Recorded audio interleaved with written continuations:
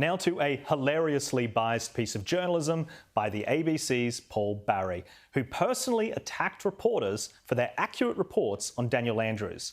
Now, we all know Paul Barry is an anti-journalist when it comes to stories critical of his pals, but the lengthy rant he did on Monday night was a disgrace. And that was Victorian Premier Daniel Andrews dodging a barrage of questions in the first week of the state election campaign, after this front-page shocker in News Corp's Melbourne tabloid rocked his re-election bid. Crash fight, exclusive. Cyclist hit by Andrews' car says it was speeding, demands justice. That Herald Sun scoop by senior reporter Michael Warner, just 2 days into the campaign, had the young victim of a terrible crash, Ryan Muleman, fighting for justice. That interview was journalism. It was a young man breaking his silence to air fresh allegations around the circumstances of a 2013 car crash which left him with broken ribs, a punctured lung and internal bleeding. And as we said last week, Daniel Andrews' wife was driving the car, but the Victorian Premier has spoken publicly about this incident and the young man now disputes their story. It comes down to credibility. Now, that's a pretty big development, and Paul Barry might not like it because he uses his taxpayer-funded show to barrack for politicians on the left, but it is news. But even worse, he actually told his viewers that the victim, this young man, was wrong. So, when did this crash happen? Last week? Last month? Well, no. Ryan Muleman's legal team last month requested access to documents the then teen signed in the aftermath of the January 2013 smash. That's right, almost a decade ago, when Andrews was opposition leader. And was he behind the wheel? No again. Andrews was in the passenger seat. His wife, Catherine, was driving. And was she driving recklessly? Did she break any road rules? Was she at fault? No, no and no, at least according to police who investigated the crash and pressed no charges.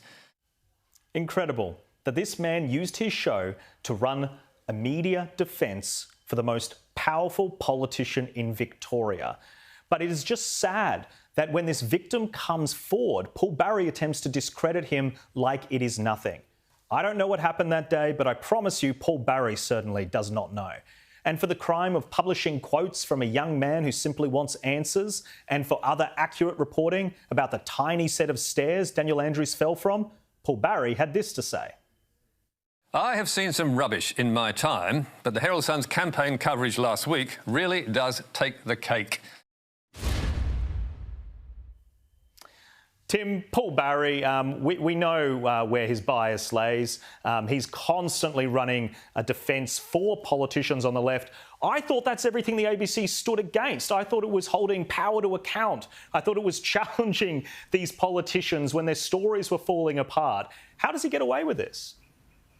Well, just making a personal note, anything that happened before January 2013 is now apparently, that's history. That we can never go back there. Forget talking, forget Watergate, forget the moon landing, forget God knows how many things that occurred.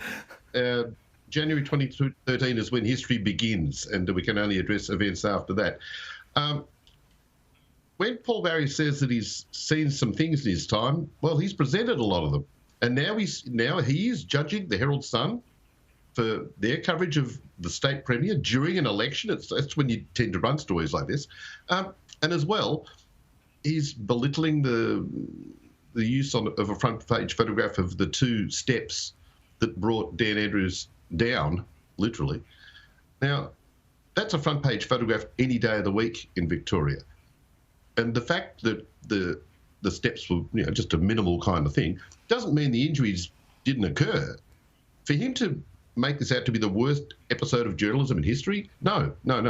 You're wrong, Paul. Again. Caroline, he was using words such as, phrases such as conspiracy theories.